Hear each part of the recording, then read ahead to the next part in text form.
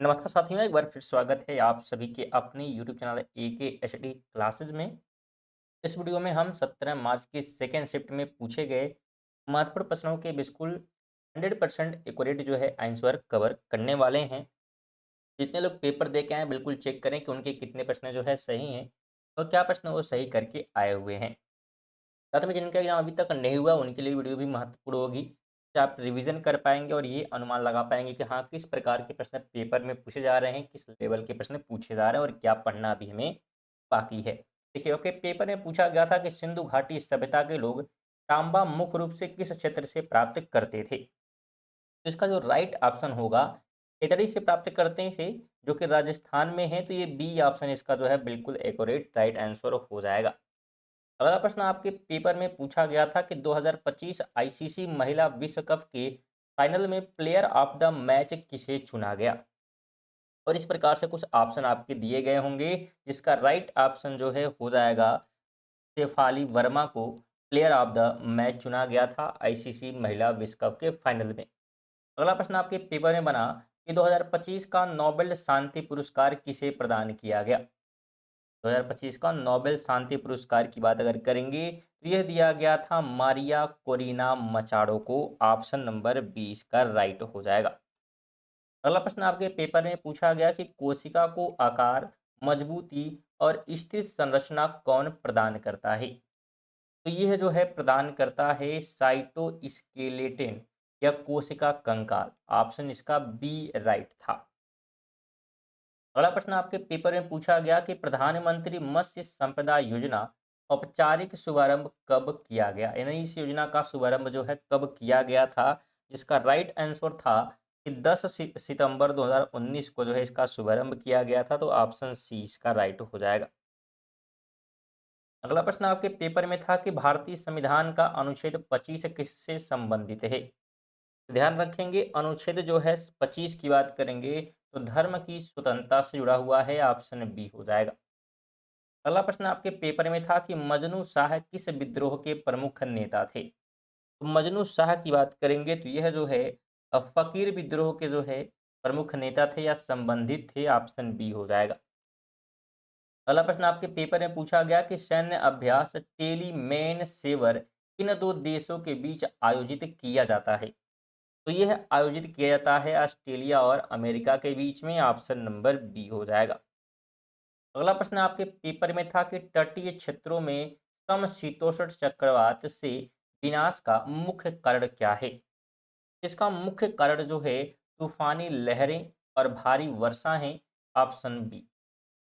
अगला प्रश्न आपके पेपर में था कि किस अनुच्छेद के तहत राष्ट्रपति केंद्र शासित प्रदेशों के लिए प्रशासक नियुक्त करते हैं।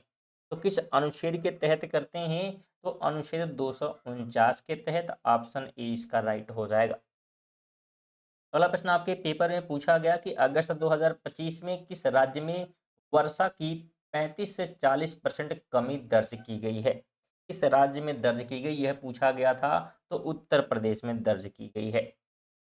अगला प्रश्न आपके पेपर में पूछा गया कि सतत विकास की परिभाषा किस आयोग ने दी थी। सस्टेनेबल डेवलपमेंट की बात करें, इसकी परिभाषा डिफिनीशन जो है किसके द्वारा दी गई थी। तो ब्रेटलैंड आयोग के द्वारा। ऑप्शन नंबर 20 का राइट हो जाएगा। आगे बात करते हैं तो कंप्यूटर प्रणाली में प्रिंटर किस प्रकार का डिवाइस है। बिल्कुल आपके पेपर में बना हुआ प्रश्न था। सेकेंड शिफ्ट की बात हम कर रहे हैं 17 मार्च का। तो जितने लोग पेपर देकर आए हैं बिल्कुल कमेंट करेंगे कि हाँ, ये प्रश्न सभी आपके पेपर में बने हुए थे कि नहीं बने हुए थे। तो कंप्यूटर प्रणाली की बात की जा रही है तो यह जो है ध्यान रखेंगे, ये आउटपुट जो है क्या है। तो एक डिवाइस है। Option B. अगला प्रश्न आपके पेपर में पूछा गया कि प्रारंभिक लौह युग में कृषि के लिए मुख्य रूप से किस धातु के फल का प्रयोग होता था। कृषि के लिए यहाँ पे हल रहेगा। ठीक है, इस धातु के जो है हल का प्रयोग होता था। इसमें बात की जाए लौह युग की बात हुई है तो इसमें जो है लोहे का उपयोग होता था। Option C. अगला प्रश्न आपके पेपर में पूछा गया नवंबर 2025 में गुजरात सरकार ने किसानों के लिए कितने करोड़ के राहत पैकेज की घोषणा की। तो राशि जो है कुल थी 10,000 करोड़, जिसकी घोषणा की गई कहाँ पे। बिल्कुल गुजरात सरकार के द्वारा। अगला प्रश्न आपके पेपर में पूछा गया कि एमएस वर्ड 2007 के बाद की फाइलों का एक्सटेंशन क्या होता है। तो इसका जो एक्सटेंशन होता है डॉक्यूमेंट एक्स होता है, ऑप्शन नंबर बी बिल्कुल आप ध्यान रखेंगे, डॉट DOCX। ये एक्सटेंशन की बात की गई है, फाइलों का एक्सटेंशन अगर हम करेंगे तो ये लास्ट में लिखा रहता है। आगे बात करेंगे तो बॉयल्स का नियम किन दो वेरिएबल्स के बीच संबंध दर्शाता है। तो इसका जो राइट आंसर था वो था आयतन और दाब, इनके बीच जो है क्या करता है, ये संबंध बताने का काम करता है। अगला प्रश्न आपके पेपर में पूछा गया था कि हार्ड डिस्क ड्राइव में डाटा स्टोर करने के लिए किसका उपयोग किया जाता है।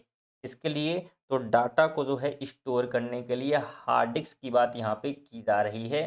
तो इसमें जो है उपयोग किया जाता है मैग्नेटिक प्लेट्स की, ऑप्शन नंबर बी।